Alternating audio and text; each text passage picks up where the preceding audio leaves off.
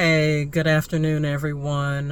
Hope you're having a great day. It is Monday, April the 1st, and I am starting my Teacher Chronicles today because why not? So, I've been in education for over 20 years. I started back in 2001. I graduated from NC State. Go Wolf Pack.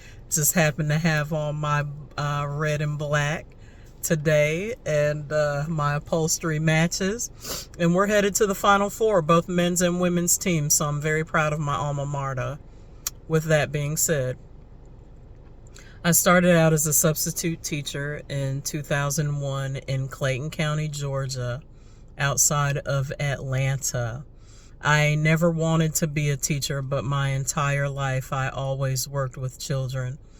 I did summer camps, babysitting, worked in a daycare center.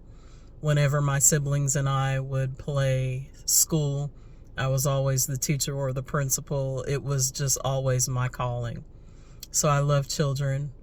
I have purpose in helping children. And it's not necessarily academic. I feel like my biggest strength with children comes from social emotional growth, from gaining a sense of self, from just being a better person who believes in themselves. That is my work. It's been a long journey, y'all. It's been a very long journey, and I've fought to get into leadership on several different realms. I'll talk about that a little later. But here lately, I've been struggling because I feel like the educational system here in the United States of America does not address the most important issues and concerns that students of today deal with.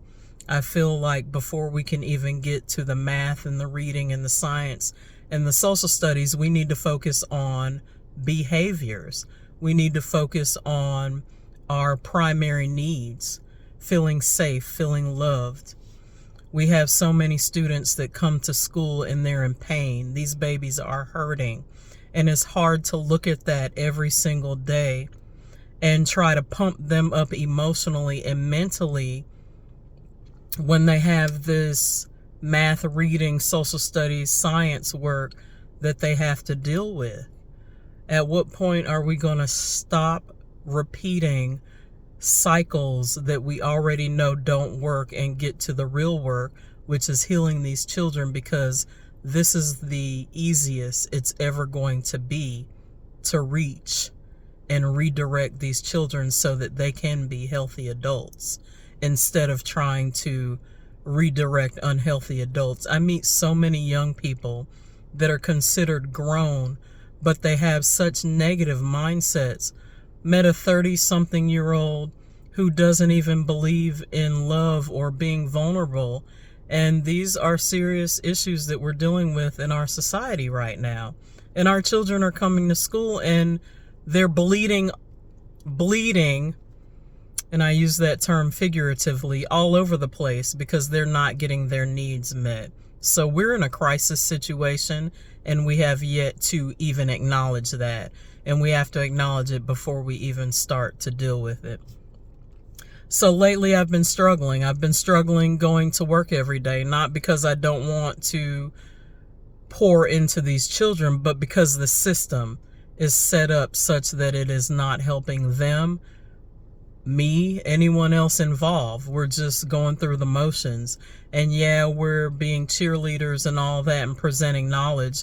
But again, if your needs are not met, if your primal needs are not met, then you can't go forward with academic needs. There have been a couple of encouraging things along the way. One of the things I'm doing with one of my small groups, and I'm currently a special education teacher.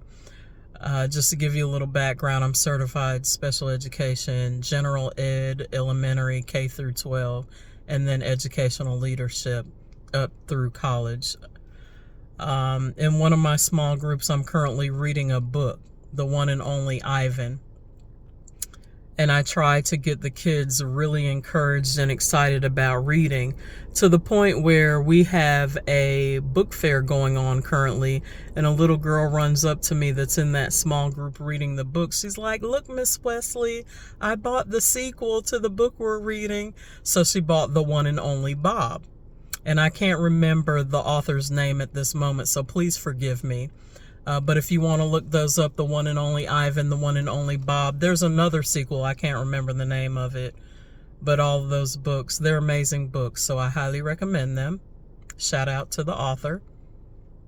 So she runs up to me and she said she bought that book at the book fair and she's planning on reading it. And that was awesome for me because she's listening, she's gaining knowledge, she's liking what we're doing. So it's encouragement. It helps me to keep moving forward.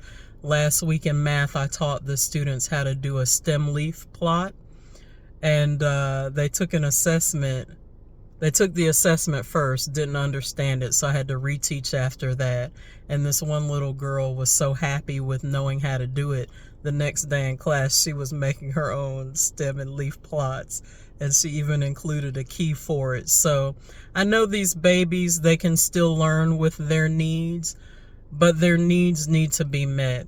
And I'm just hoping that even though I'm just one voice, I know there are a plethora of teachers out here that agree with me. So I'm just going to start shooting my Chronicles. So this is day 1.